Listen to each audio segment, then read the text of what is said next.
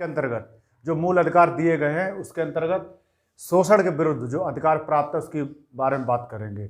शोषण के विरुद्ध अधिकार के अंतर्गत अनुच्छेद 23 और अनुच्छेद 24 आते हैं।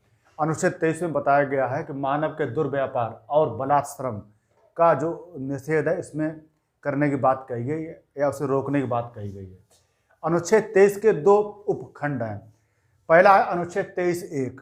अनुच्छेद 23(1) में बताया गया है मानव का दुर्व्यापार और बेगार और इसी प्रकार का अन्य बलात्श्रम जो जबरदस्ती या बलपूर्वक कराया जाए उसे रोकने की बात कही गई है या उसे प्रतिषिद्ध करने की बात कही गई है। और इस उपबंध अर्थात अनुच्छेद 23(1) में कोई उपबंध है उसके अंतर्गत अगर कोई कानून बनाया जाता है या उस कानून का उल्लंघन किया जाता है तो कानून के अंतर्गत वह उल्लंघन दंडनीय अपराध होगा। इसके बाद अनुच्छेद 23(2) दूसरा उपखंड है। अनुच्छेद 23 का आता है अनुच्छेद 23(2).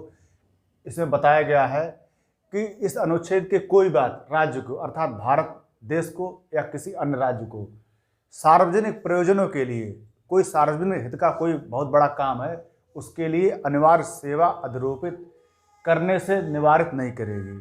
अर्थात अगर कोई देश हित में या सार्वजनिक हित में या समाज कल्याण के हित में कोई बहुत बड़ा कार्य अगर करने के लिए सरकार कहती है नागरिकों से, आम नागरिकों से, तो ऐसा कहना नागरिकों के मूल अधिकार का उल्लंघन नहीं होगा अर्थात अनुच्छेद 23 का उल्लंघन नहीं होगा।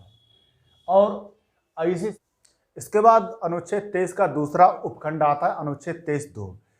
अनुच्छेद 23(2) में ये कहा गया है कि राज्य अगर कोई सार्वजनिक हित के लिए या देश हित के लिए कोई अनिवार्य सेवा आम नागरिकों या सामान्य नागरिकों पर अधिरोपित करती है तो उस अनिवार्य सेवा को अधिरोपित करने के संदर्भ में या उनसे अनिवार्य सेवा कराए जाने के संदर्भ में राज्य को इस बात से रोका नहीं जाएगा कि वह उनसे अनिवार्य सेवा क्यों राज्य करा रहा है। अर्थात इसमें अनिवार्य सेवा करने के अंतर्गत कोई नागरिक अनुच्छेद 23(2) के अंतर्गत राज्य द्वारा आदेशित किया जाता है या उसे निर्देश दिया जाता है कि यह अनिवार्य सेवा करना आवश्यक है समाज के हित में या देश के हित में, तो ऐसा करना अनुच्छेद 23 का उल्लंघन नहीं माना जाएगा।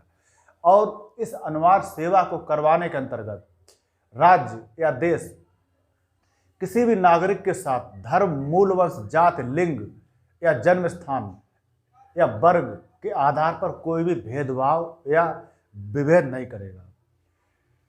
सुप्रीम कोर्ट ने जो मानव दुर्व्यापार है उस शब्दावली को परिभाषित किया है और परिभाषित करते हुए सुप्रीम कोर्ट ने मुख्य रूप से 3 बातें कही हैं। इसमें मानव दुर्व्यापार के अंतर्गत मनुष्यों का क्रय विक्रय करना किसी भी रूप में ये मानव दुर्व्यापार के अंतर्गत आता है और किसी स्त्री को वेश्या बनने के लिए बाध्य करना और उसके द्वारा अर्जित धन से अपना गुजारा करना ये अनुच्छेद 23 के अंतर्गत आता है, यह मानव दुर्व्यापार के अंतर्गत आता है।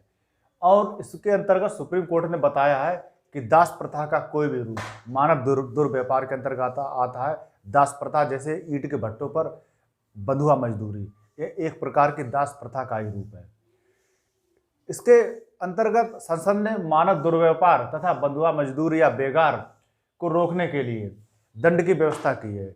और इस संदर्भ में संसद ने 2 विशेष कानून बनाए हैं। पहला कानून है अनैतिक दुर्व्यापार निवारण अधिनियम 1956 और दूसरा कानून है बंधुआ मजदूरी प्रणाली उन्मूलन अधिनियम 1976। इसके बाद हम बात करते हैं अनुच्छेद 24 की। अनुच्छेद 24 में बताया गया है कि कारखानों आदि में बालकों के नियोजन का प्रतिबंध। बालकों के नियोजन का प्रतिबंध का अर्थ है कि जो संविधान ने जो बालकों की एक तय उम्र सीमा निर्धारित की है उस सीमा से नीचे किसी भी बालक को फैक्ट्रियों या कारखानों में नियोजित नहीं किया जा सकता। और अनुच्छेद 24 विशेष तौर पर जो 14 वर्ष से कम आयु के बच्चे हैं उनको ऐसे कार्य करने से रोकता है जो उनकी आयु की दृष्टि से उचित नहीं है। और इसके अंतर्गत निम्नलिखित कार्यों का प्रतिषेध किया गया है या ऐसे कार्यों करने से रोका गया है, जैसे कारखानों में काम करने का प्रतिषेध, खानों में काम करने का प्रतिषेध तथा किसी अन्य परिसंकट में नियोजन में काम करने का प्रतिषेध। इसके अंतर्गत अगर उदाहरण के तौर पे देखें तो दक्षिण भारत में शिवकाशी में जो पटाखे बनाने की फैक्ट्रियां हैं उनमें सुप्रीम कोर्ट ने कड़ा कदम उठाते हुए 14 वर्ष से कम उम्र के बच्चों को ऐसे कारखानों में नियोजित करने के कड़े निर्देश दिए हैं। इसके बाद संसद ने बहुत से ऐसे कानून बनाए जो 14 वर्ष से कम आयु के बच्चों को जोखिम भरे कार्यों को करने से रोकते हैं। इनमें है कारखाना अधिनियम 1948, बागान श्रम अधिनियम 1957 और खान अधिनियम 1960। तो ये तो हुआ अनुच्छेद 23 और 24 का परिचय।